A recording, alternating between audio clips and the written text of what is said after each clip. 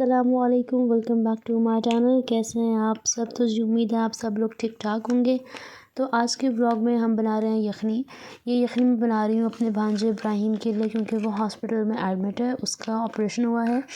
तो उसके लिए मैं यखनी बना रही हूँ। ये चिकन है, क्योंकि वो बड़े गोश्त की यखनी नहीं पीता है। तो ये मैं ख़ुद से मेरी एक रेसिपी है कि मैं ना वो चिकन को पहले फ्राई कर लेती हूँ। फ्राई करने के बाद इसको श्रेड करके और इस तरह से सब्ज़ियाँ ऐड करके इनका एक सूप सा बना लेती हूँ।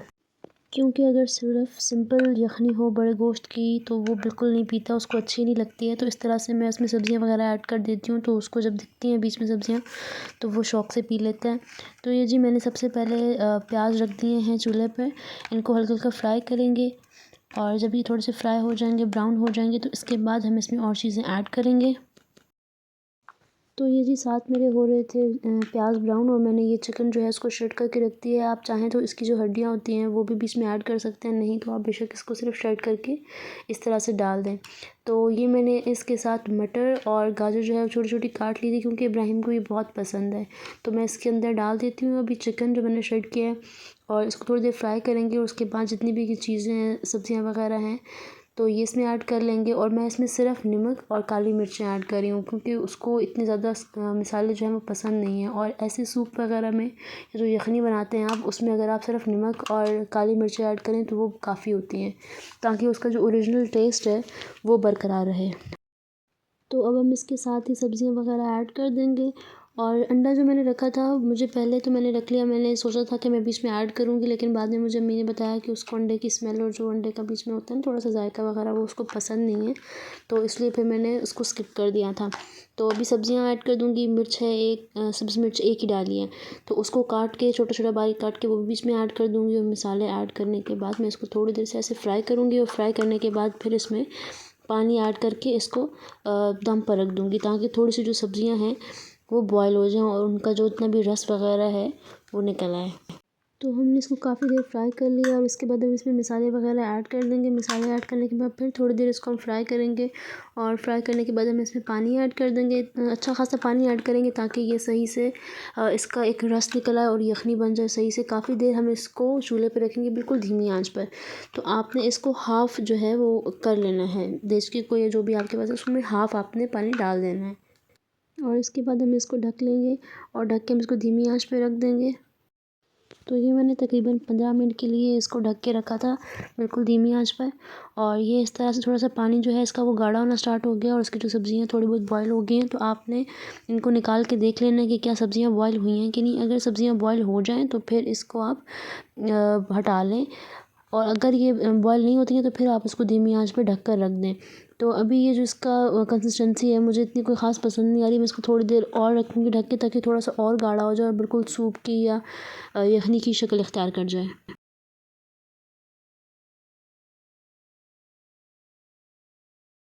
और साथ में ये हमारे बच्चे जो कार्टून्स देख रहे हैं, ये है तैमूर। ये बहुत शैतान है, ये भी कार्टून देख रहे हैं, और साथ ज़ैनब। और मैं साथ ही साथ अपनी रोटी भी बना रही थी, और इनको भी साथ देख रही थी, क्योंकि ये लोग भी तंग कर रहे थे। इनकी मम्मा कोई काम कर रही थी और ये मेरे पास किचन में थे। तो जी इसी व्लॉग में मैं ऐड करती चलूँ। आज सुबह ही मुझे मेरा ऑर्डर रिसीव हुआ है। दराज से मैंने ये ऑर्डर किया था स्पाइस जार, ये 2 का सेट था। तो ये ब्लैक एंड वाइट मुझे बहुत अच्छा लगा था, तो ये मैंने ऑर्डर किया था। और साथ ये मोब है जो मैंने ऑर्डर किया था, ये मुझे बहुत ही ज़्यादा पसंद था, और मैं इसको काफ़ी अरसे से ढूंढ रही थी, लेकिन मुझे लोकल मार्केट में कहीं ये दिखा नहीं, तो मैंने वहाँ से ऑर्डर कर लिया था। और साथ में ये मैंने इब्राहिम के हॉस्पिटल के लिए चीज़ें पैक कर दी थी। चावल थे रात में जो हमने मैक्रोनीज़ बनाई थी वो थी, क्योंकि उसको पसंद है मैक्रोनीज़, तो मैंने वो भी ऐड कर दी थी। और इसमें और एक और सालन था, वो भी इसमें ऐड कर दिया था। तो अब मैं बनाने लगी हूँ जी पकौड़े ज़ैनब और तैमूर के लिए, क्योंकि इन लोगों को फ्राइज़ पकौड़े इस तरह की चीज़ें बहुत पसंद हैं। तो ये मैं आलू छील रही हूँ। आलू छीलने के बाद हम थोड़ा सा इसमें बेसन ऐड करेंगे, क्योंकि ये इतने ज़्यादा वो जो होते हैं ना पकौड़े सारे उस वाले बेसन वाले, वो इतने ज़्यादा नहीं खाते। थोड़ा थोड़ा उसमें अगर लगा हो बेसन, मतलब पकौड़ा फ्राई जिसको कहते हैं, वो बनते हैं, तो ये बहुत शौक़ से खाते हैं। तो मैं वो बनाने लगी हूँ, और अभी वो बनाते हैं।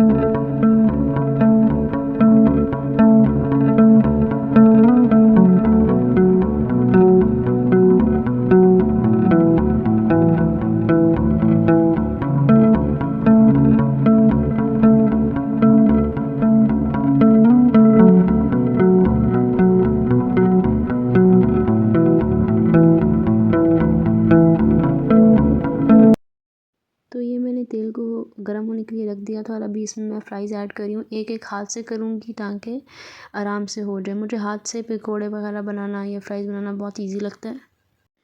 तो जी आजकल की जो मेरी रूटीन है वो बहुत टफ़ हो गई है, क्योंकि इब्राहिम हॉस्पिटल में एडमिट है और फिर दोनों बच्चे घर पर होते हैं। फिर घर का सारा काम, फिर भाई को ऑफ़िस जाने के लिए सामान वगैरह बना के देना, खाना वगैरह, घर की चीज़ें देखना, वो चीज़ें सब मैनेज करना बहुत ही मुश्किल हो जाता है मेरे लिए।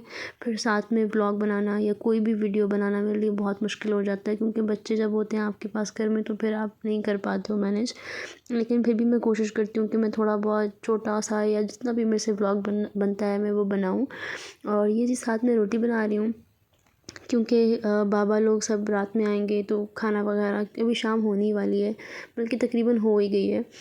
और फिर हॉस्पिटल में मैंने सामान आधा भिजवाया है घर से बनाकर। फिर हमारे घर में जो भी हॉस्पिटल में एडमिट होता है वो कोई भी बाहर से चीज़ें नहीं खाते हैं, सिवाय दाल के या इस तरह के, क्योंकि चिकन खाना, बाहर से गोश्त खाना, कढ़ाई खाना किसी को सेफ़ नहीं लगती है कि पता नहीं वो किस चीज़ का गोश्त है, पता नहीं साफ़ भी है कि नहीं।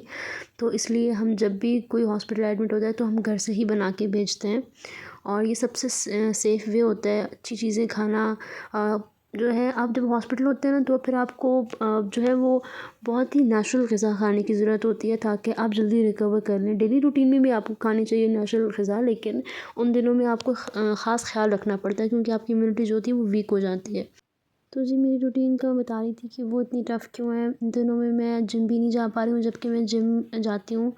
रेगुलर ना हो तो मैं 3 दिन या 4 दिन जो है हफ़्ते में चली जाती हूँ, लेकिन इन दिनों में मैं जिम भी नहीं जा पा रही हूँ बच्चों की वजह से, क्योंकि फिर बच्चे लेके आप जिम नहीं जा सकती। ये लोग बहुत तंग करते हैं वहाँ पर और फिर मैनेज नहीं हो पाता मुझसे कुछ भी। फिर आप अपना जो है फ़ोकस ही नहीं कर पाते किसी चीज़ पे, अपनी एक्सरसाइज़ वगैरह पर।